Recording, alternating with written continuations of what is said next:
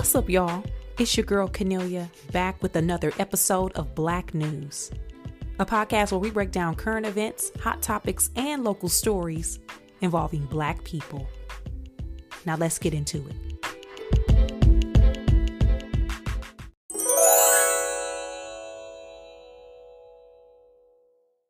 Now, before I get into what has been the main event for this past week, I won't even say week. And y'all know because y'all listened to the past episodes of Black News, the main event, the Drake versus Kendrick Lamar conversation, has been the biggest discussion that we've had as a collective in some time, right? And also, I feel like this is personally, I think this is the greatest rap beef that we have ever seen.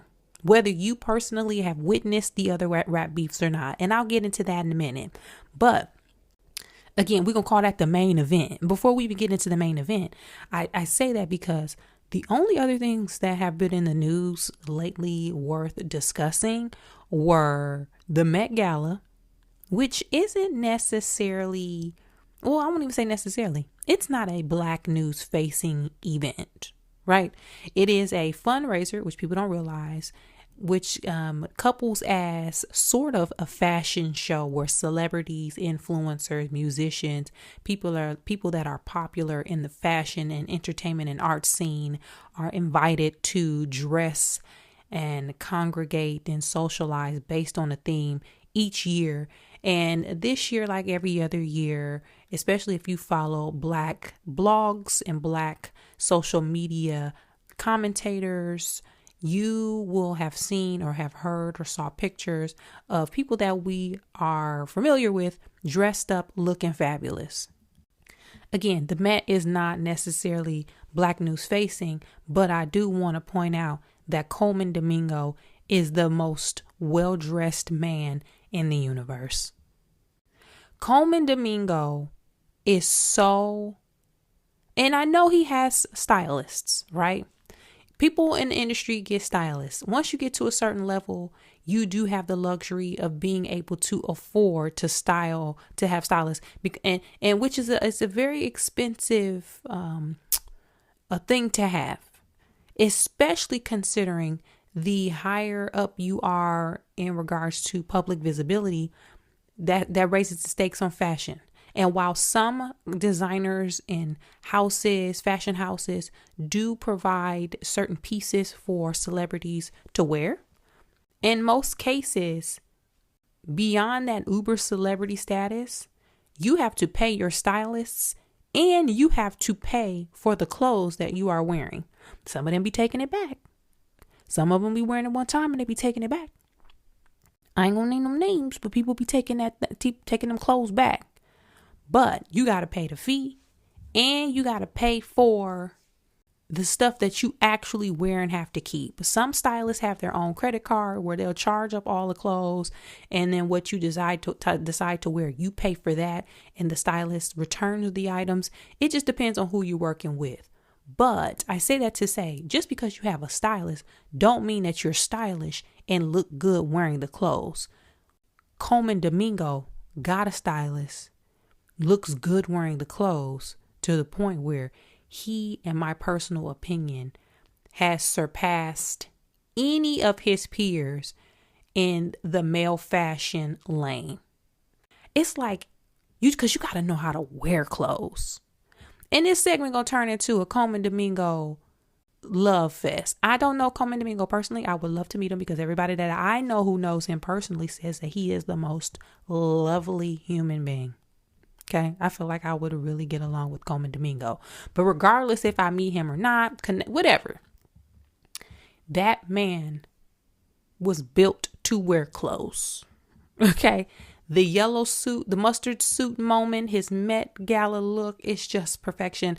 He bends the traditional masculine lines of dressing that people have been accustomed to seeing, or the boxes that they put themselves in. Because if we want to keep it a buck, y'all parents' favorite R&B funk soul singers of the 70s had on net halter tops and tight bell bottoms. Okay. They had on them belly shirts. So, and nail polish and makeup. They were wearing eyeliner. Rick James had on eyeliner and a red shoe boot and on his album cover. Leather pants, tight. The boy had on liquid leggings. Let's keep it a buck. So I say all that to say that was my love fest towards Colman Domingo being the most stylish man in the universe. I would challenge anybody to name somebody, another man who is as stylish or looks as good and close as he does.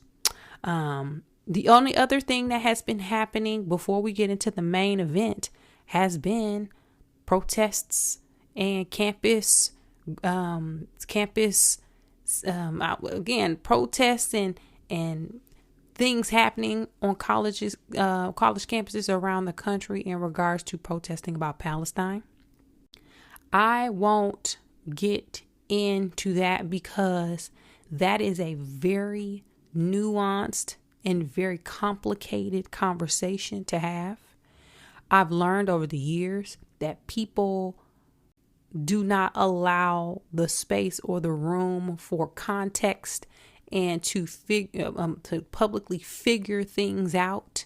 So I'm not even going to go down that lane. I'm just bringing that up for the sake of, because don't get twisted, I do have thoughts, but I don't have enough time on Black news, and I don't have the space, if you will, to be able to flesh all of those thoughts out in real time and to look at it on all sides. This is a 30-minute podcast.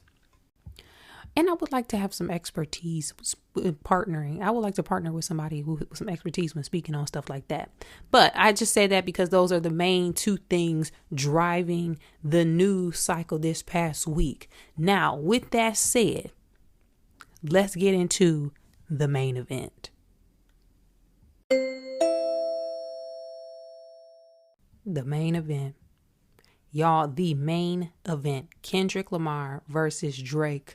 Rap, battle, beef, angst, resentment, whatever we want to call it, whatever it is categorized as, however it will be documented in history, in hip hop history. This, again, I will say it, this has been the greatest rap beef that we have seen, whether you witnessed it the others personally or not. And this is, I'm talking about, and some of these I named on previous episodes of Black News, but for the sake of recapping, because we about to really get into this is talking about Ice Cube versus NWA. This is talking about Jay-Z versus Nas, Biggie versus Tupac, East Coast versus West Coast, Meek Mill versus Drake, 50 Cent versus Ja Rule, Drake versus Pusha T. This is talking about and including all of them. You can name some others. Loop them all in. This current beef we are witnessing and have witnessed. Hopefully it died down by now because I was fatigued. I ain't gonna even hold you. This is the greatest that we've seen. I feel like mainly because we have never seen a rap beef move this fast. Even the other ones that we witnessed in the era of social media. When you incorporate that moment and the expectation and how fast things move and how specific some of this got, I ain't never seen nothing like it. I think it's going to be the greatest. And again, not greatest because of the like bars only. It's just the overall conversation and what has been happening with these two. So to recap, okay, apparently in doing my research, this has all taken place within the span of 6 weeks. This is going back with all of the tracks that were a part of this rap beef. On March 22nd, Kendrick Lamar rapped a verse on Like That. On April 5th, J. Cole released 7-Minute Drill. On April 7th, J. Cole apologized for 7-Minute Drill. That man said, hey, I ain't got nothing to do with this. You know what? I slept on the wrong side of the bed. Okay. You know what? I slept on the wrong side of the bed. I got a crook in my neck. I ain't going to participate. My inner peace is not going to be uprooted because of this. This ain't who I am right now in 2024. Maybe if y'all would have caught me 10 years earlier, I would have been all in it in this dogfight. But hey, I'm going to focus on my family, my skincare routine, and I'm going to continue to run Dreamville and mind my business and hopefully get to hoop in Rwanda again in the near future. He didn't say all that, but I imagine that's what that brother was thinking, which was the best hip hop decision that we have seen. He must have got the heads up. Somebody had to give J. Cole the heads up and be like, I don't think you want to do this. If that's the case, shout out to whoever did that. If it is the case, shout out to J. Cole for listening. If that is not the case, that man's intuition and his main line to the main man, God, is intact, because him bowing out was hey, ain't never seen nothing like it. Then on April 19th, Drake responds with push-ups.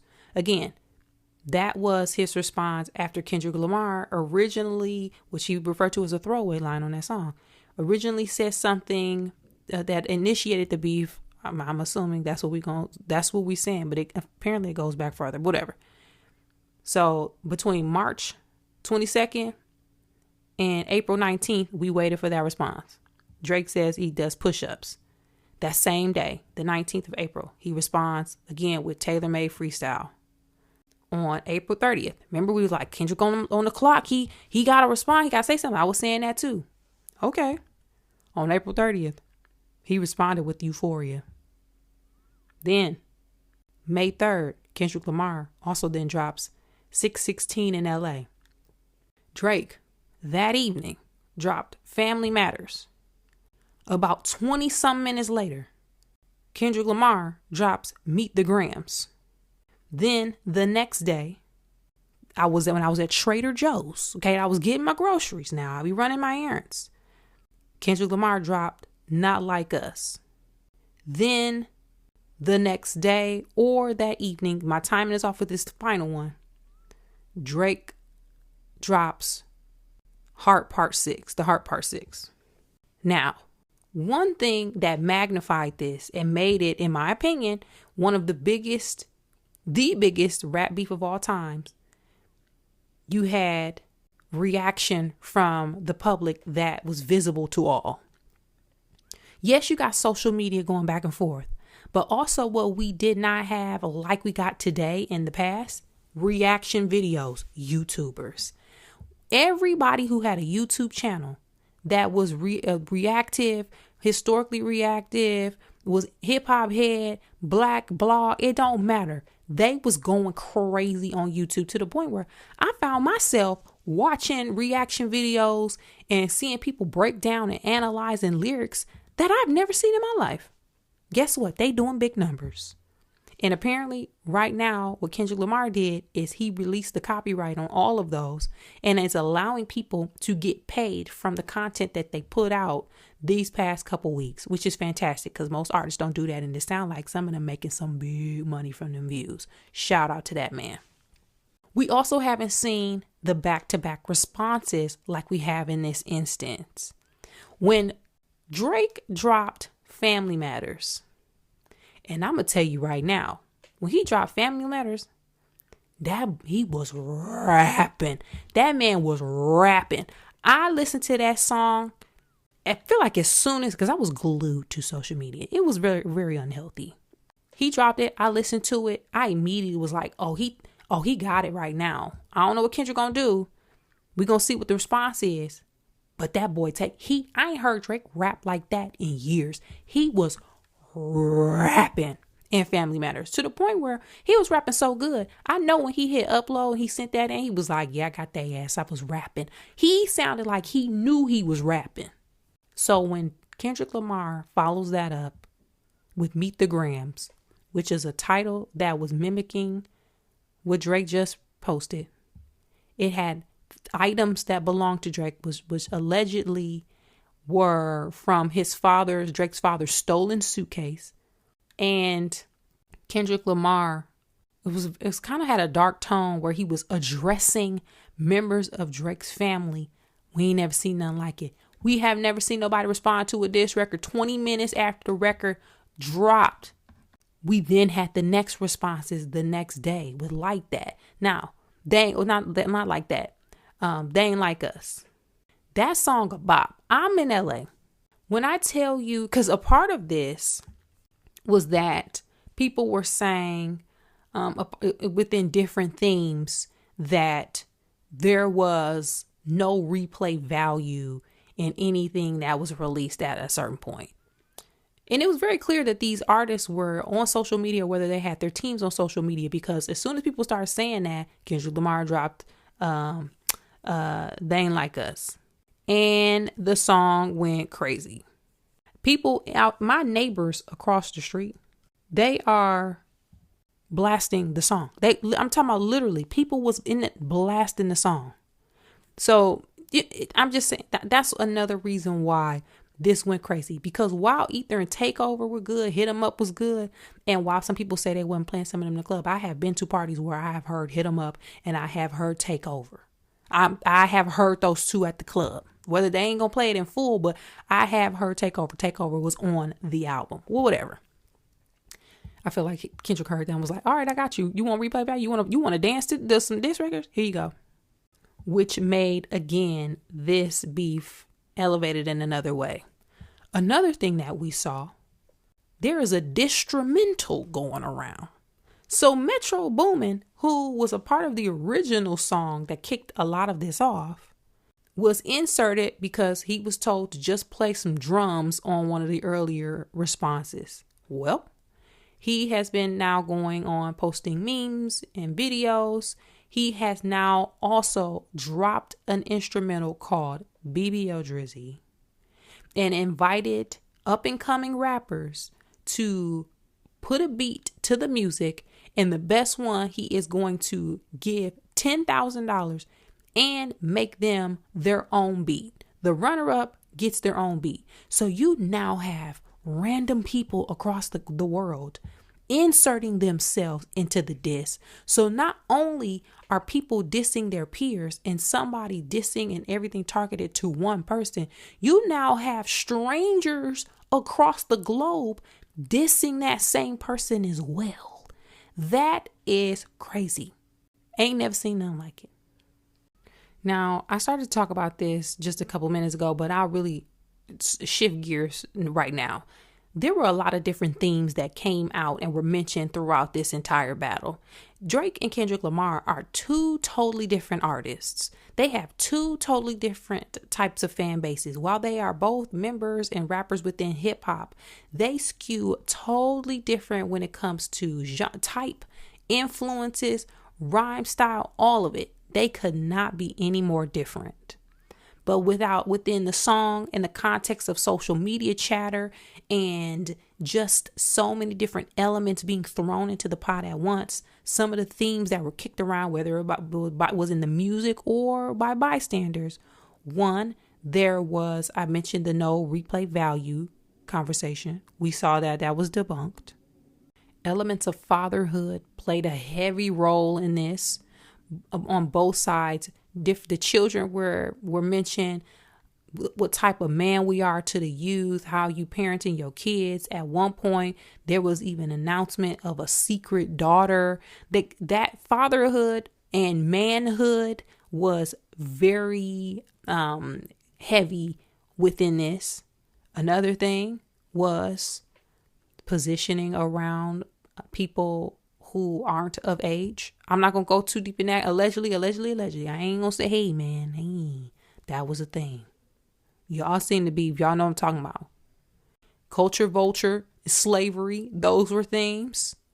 The idea of who is of the culture and who isn't, which is a separate conversation and not directly tied in some cases to who is black and who isn't, because there's a difference between blackness and culture. The Denzel Washington clip has been going around recently where he talks about this and talks about in the sake of movies how Scorsese and the other director, I'm blanking on it, can direct similar movies because it's a part of It's a culture that they understand. But when it comes to Black culture, that is very specific, that only a group of people connected with that same thread can get, regardless if you Black, because you can be Black and not understand the culture. So that was heavy. Cheating allegations. People going talking about somebody was cheating on their wife or their girlfriend. Hey, that was a part of it. Domestic violence became a theme about people being accused of putting their hands on people, and that spread like wildfire. I don't know if any of that is true. Allegedly, I don't know. I have not done my research. I kind of have, but not to the extent where I will jump out and say that someone has been doing X, Y, and Z. But those were the themes that were at play and are still at play. Now, the analysis. Okay, who do I think won? Who won? Who do I think won? What was the public opinion? I honestly feel like people who like either artist gonna say that their favorite artist won. There are some people who have a unbiased perspective and can really look at it and have a nuanced conversation and stack it up that way. But for the most part, there are a lot of people who, regardless of what you say, what they hear, they're going to ride with who they're going to ride with. I would honestly say, if the battle would have stopped at Family Matters, I would have slightly inched Drake above, only because, and I say slightly, because that boy was rapping on Family Matters. And listen, y'all know I like me some rap music. I am a child of hip hop. When I heard that, I was like, oh, he taking it. If it would have stopped at that moment. But the fact that there was an immediate response that was themed similarly to the song, titled, contents. Then there was the song right after that dropped the next day that hit the streets and blew up. To me, that inched Kendrick Lamar ahead as far as who I think the winner is. Both of them was rapping. Both of them dropped good songs. At some point, they was neck and neck. They was boxing it out. But this is like Rocky 2, when Apollo and Rocky was going at it. And at the end of the fight, Apollo just couldn't get up and stay up as long as Rocky could. Not calling Kendrick Lamar Rocky Balboa, because that will be against whatever we're talking about. But y'all get what I'm saying. I got Kendrick Lamar winning it, not by an inch, but because he made the conversation bigger. He took the moment and he ran with it, which that's going to win you the game. That's going to win. Also, who won? John Stockton. Okay? John Stockton won. John Stockton was mentioned in the song and Not Like Us. Wasn't nobody think about John Stockton except them 7 OG Utah Jazz fans. You ain't heard John Stockton name since 2002. If you ask a basketball fan of today who John Stockton is, I'll be willing to bet they wouldn't know. Unless you were born in the 1980s, John Stockton, you got to Google John Stockton. When I heard John Stockton, I said, oh, this man reaching back.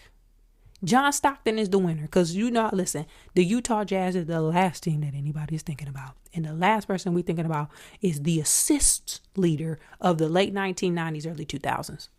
Another winner, J. Cole. I said this before. We all been saying this. J. Cole made the best decision in hip hop that I have seen in a long time. J. Cole's decision to step out of this battle was just as good as Snoop Dogg's decision to leave Death Row, move to Louisiana, and sign with No Limit Records. To me, this decision was just as good as Snoop Dogg saying, you know what, let me go under Master P and see what he talking about so I can get back on the right path. Okay, let me go down here and make them say. Let me go make them say for a little while while the block cool off. Okay, the block hot, different labels, but you know what I'm saying. That was No Limit. That was Cash Money. The block is hot, but he went to No Limit. J. Cole made the same decision. I would trust J. Cole's stock recommendations based off of what him making the decision to bow out this rap beef. This was the best. I'm telling you, that brother got the gift. Okay, he got the gift. What do I think went wrong in this beef? I don't honestly think anything went wrong per se. I think because I grew up when I grew up, and we grew up when we grew up, and we watched people beef the way they beefed, nothing per se is off the table. It may make us, the listener, feel uncomfortable, but in the scope of rap beef, we go into it as listeners thinking anything is going to be up for grabs, whether we like it or not. So I don't think any of that was shocking or unexpected or surprising. It was exactly what we thought it was going to be. Do we think it's going to continue on? I do not know. I know at one point we was burned out. I was fatigued. I had steam coming out of my headphones. So personally, I think it's over. I don't think anybody else needs to drop. I don't think Kendrick Lamar needs to respond, but we just gonna wait and see, because we sure didn't think it was gonna go this far. Could this have been avoided? Sure, but I feel like when people are at the top of their game and they got something to say, they gonna say it. And it seemed like at this moment, these two men had something to say. There were others who were part of the beef, and they were adjacent, who had something to say. But the loudest conversations between these two, they had something to say and they need to get it off their chest. So honestly, I don't think it could have been avoided. But then what happens now? We just got to wait and see. Will they go on tour together? Because you know sometimes that be happening, right? Will they become friends or business associates or just colleagues? Jay-Z and Nas was beefing. We thought that was a done deal. Guess what? They cool now. Granted, they in their 50s. Some time has passed. They got cool in their 40s. So who knows? But personally, having seen relationships change over the years, nothing will surprise me. I'm just along for the ride. But what do y'all think about any of this? Okay. So much to dissect, so much to talk about, so much has happened. I've been seeing pedestrians beefing on social media because of this. There have been fan bases duking it out, fighting. People been getting called out, checked. Another thing that I noticed, this ties into everything that I've been talking about on Black News. Well, not everything, but I've been bringing this up. When we have been dissecting lyrics and you trying to use critical thinking skills to piece stuff together, what became obvious within a lot of these conversations is that people ain't never had to go through the Encyclopedia Britannicas to find information. For a certain generation and back, it was ingrained in us to learn how to do research, to cite our sources, to have to read through entire pages and documents to find what it is that we're looking for, to have to cite that, pull out that note card, write the page number, the quote, and the source, color coded if you need it. We had to go to the public library and look in them books that even cited the magazines within the library. We had that experience. I've learned and noticed that has been lacking with people's ability to do due diligence, their research, use critical thinking skills, be able to piece all of that information together and present it in a concise manner. I did notice that. Okay. We got to get back on track as a people. I do not want that for my people. Okay. I know y'all don't either. But with that said, who won? From your opinion, the Black News listeners, who won the rap battle, the greatest rap battle of all time? Was it Drake or was it Kendrick Lamar? Hit me up. Let me know your thoughts. You can find me at Kennelia on social media.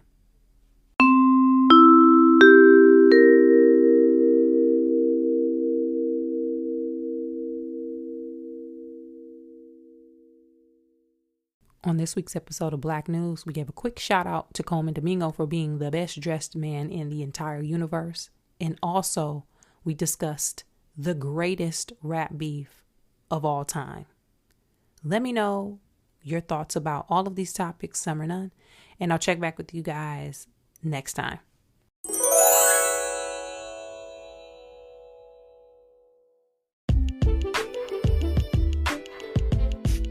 That's it for this week's episode of Black News, y'all.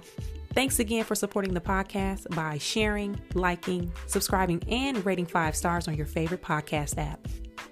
To find more information about me, you can check me out at Kennelia on social media, as well as on my website, which is kennelia.com. And as always, thanks for supporting, and I'll be back next week with new topics and a new episode.